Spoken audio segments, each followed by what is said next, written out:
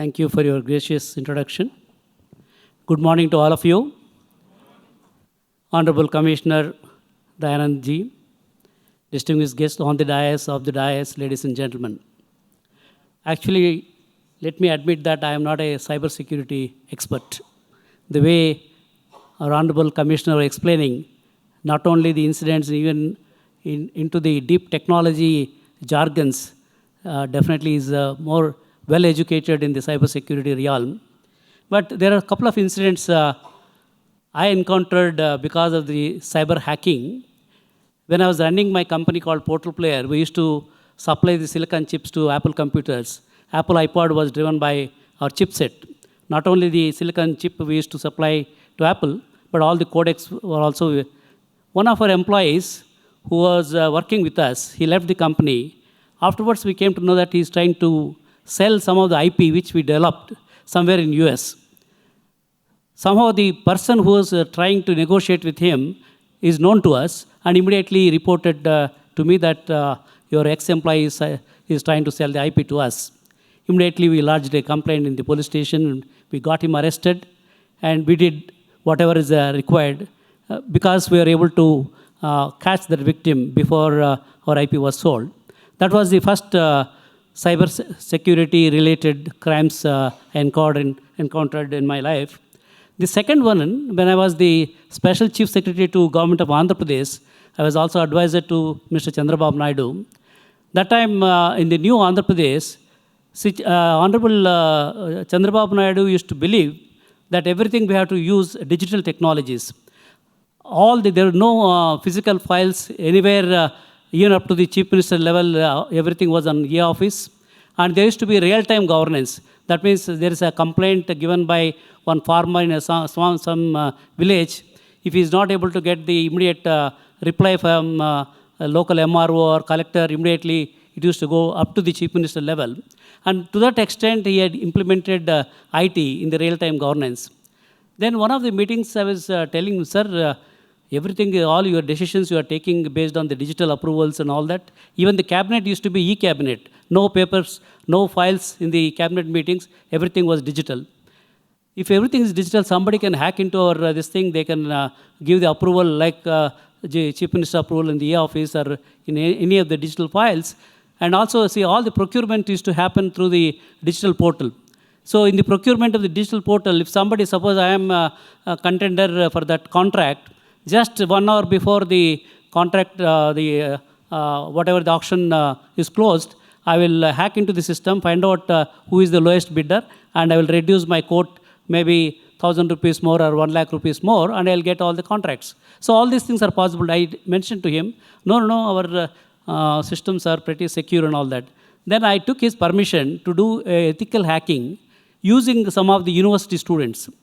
And surprisingly, we came to know that all the passwords are visible to everybody. Even students were able to hack into all the systems, and we could see every password. Then I told Honorable Chief Minister, sir, this is the report which I got. Then he said, what to do? We should have SOC, sir, AP SOC, Cyber Security Operations Center, where all the IPs will be controlled and 24/7 we need to monitor who is trying to enter our systems and all that. So we invested a lot of money and we were able to establish the SOC, first AP SOC in Andhra Pradesh government.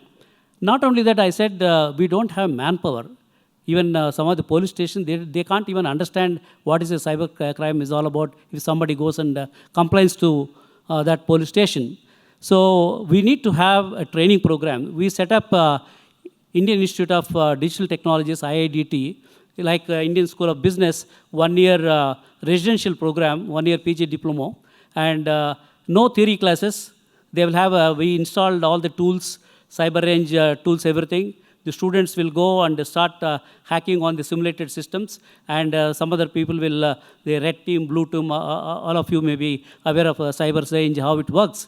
So it's all, somebody hacks into the system, somebody is trying to protect it, somebody is trying to manage. That way, I mean, the 1 year PG diploma was very, very useful. A lot of people are working in big multinational companies as a SOC executives. So this alone was not sufficient because the landscape of the cybersecurity tools is changing very rapidly. Whatever tools, for example, firewalls were there a few years back, today they're not relevant because hackers are becoming more intelligent. They're using the AML tools, and earlier days they used to do physical hacking.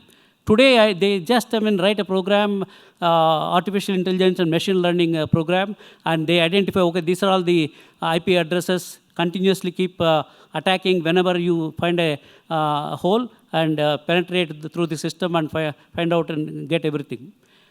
So these things are happening. And in fact, about 3 years back, in Hyderabad, one of the biggest corporate hospitals, they reached out to me that there was a big cyber attack, and they were not able to give any certificates to the patients, and all the systems were, they were not able to even open the system, no database access and all that. Then I sent some of our experts to look into the problem, and in 48 hours they were able to rectify. But fortunately, during that time, India has not implemented the India Data Protection Act. Had they implemented by that time, probably that ransomware attacker could have sued. He could have actually put it, that information on the net, and all the, for example, if I am a patient in that hospital, if my health information is on the social media, I would have sued that hospital. How come my sensitive information is known to everybody? So, fortunately, during that time, this Data Protection Act was not implemented. Today, with the Data Protection Act, if somebody hacks into any system where there is a sensitive data, people can sue that organization for millions of dollars. But still, in India, that awareness is still not there.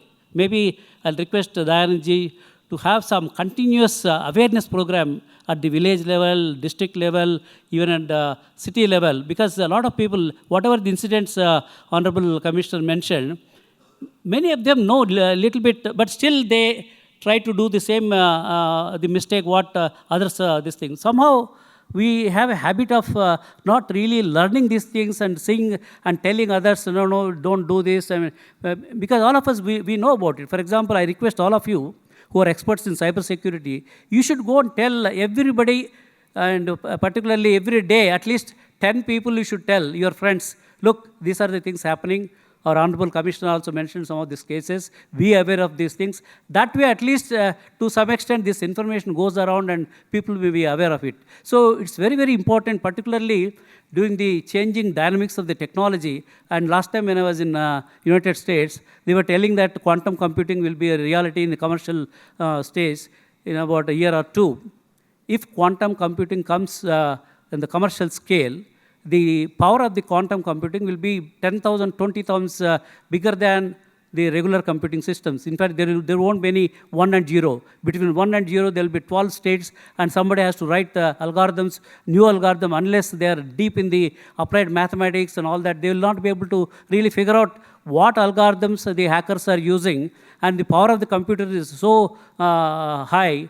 Any firewall you put, any latest firewall you put, within no time, they'll break all the firewalls, they'll get into the system, unless they know quantum cryptology to be introduced, so that they'll be able to protect some of the data. So it's very important, even our educational institutions should start learning about quantum technologies, quantum cryptology, because security is going to be a very, very big issue. As our commissioner was telling, regular crimes will not happen. All crimes will be cyber crimes. It's easy. I can tell somebody in some country, okay, this is a mobile phone number, this is the email and IP addresses and all that. You hack into this thing, I will have a share. The ransomware attacks, in fact, I was told when I attended one conference in Singapore, it was a cybersecurity conference. One gentleman was telling, in India, there is a big agency in Bombay. They are actually appointing the distributors for ransomware in every district, every city, and the distributors are supposed to find out who are all the high net worth individuals, what are their email address, what are their mobile numbers. Just send the data to us. Whenever we hack into that this thing, we get ransomware money, we will share. That kind of distributors are already in India, right? So our own people are actually creating this kind of situation and creating a very big problem. So thinking that only government will solve all the problems, I think it will be very difficult, because the problem is so big. Everybody, every citizen of this great country We should be, because we're all digitally connected. 900 smart mobile phones are there, and everybody, in fact, the farmer also, they use the digital connections for getting his money or transferring the money and all that. In fact, when I was in my village during the pandemic time, my village is very close to Bangalore airport, about 1.5 hours from here. Because my mother was not well, so I wanted to stay with my mother in my village. During that time, I went to a temple.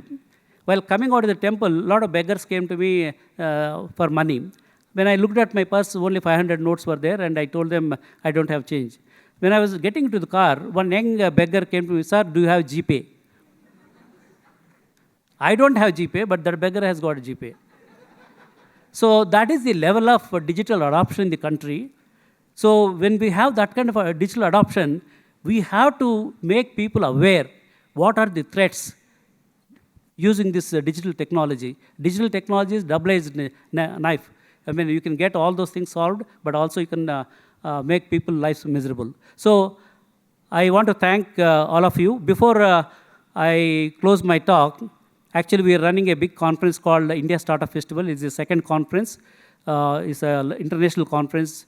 There are many 10-country delegations are coming. Most of the CXOs from United States, United Kingdom, and also Japan, South Korea, Israel, they're all coming for this conference. This is happening in Bangalore city, a place called Mudranahalli, on 10th, 11th, and 12th. See, why I'm having this startup conferences. This is the second edition of the India Startup Festival. So when I was in US, I met a lot of global CEOs, CXOs who are giving a lot of outsourcing jobs to many Indian outsourcing companies. They said we already used ChatGPT enterprise version. We spent billions of dollars using the ChatGPT. We know how many jobs can be removed, and only core jobs will keep it in the company. Non-core jobs will be automated using this kind of generative AI. And I asked him, if that happens, do you think you will still engage the outsourcing company? No, why?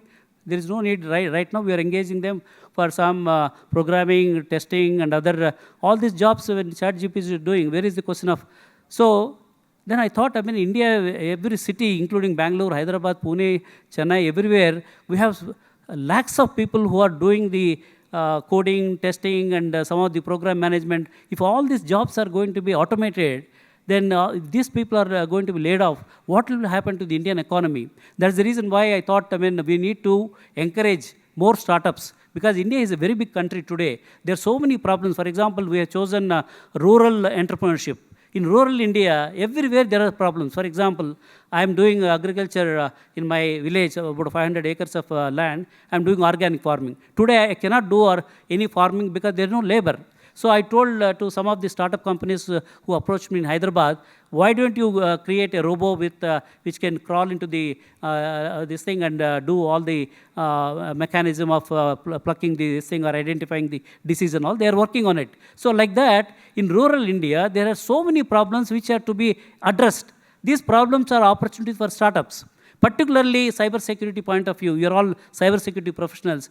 Everything can be automated, but not the cybersecurity. The solutions are going to be today one solution which is relevant. Tomorrow it may not be relevant. So there are ever-changing dynamics are there in the cybersecurity. There are lots of opportunities there for you to start a startup company in cybersecurity realm, or even you can provide excellent services, because everybody is going to be impacted by cybersecurity, either government or even public. It's a great opportunity. If you are interested in coming to the conference, we are getting more than 500 investors, and in fact many of the HNIs, they are all coming to give the term sheets to some of the early stage startups, because they want to help and create the jobs through the startups. Thereby new jobs are going to be created while the old jobs are getting eliminated through generative AI and all that. So it's a great opportunity, and I want to thank the organizers for giving the opportunity for me to come and speak. If I have not fulfilled what are the aspirations of the organizers, because I am not expert in the cybersecurity.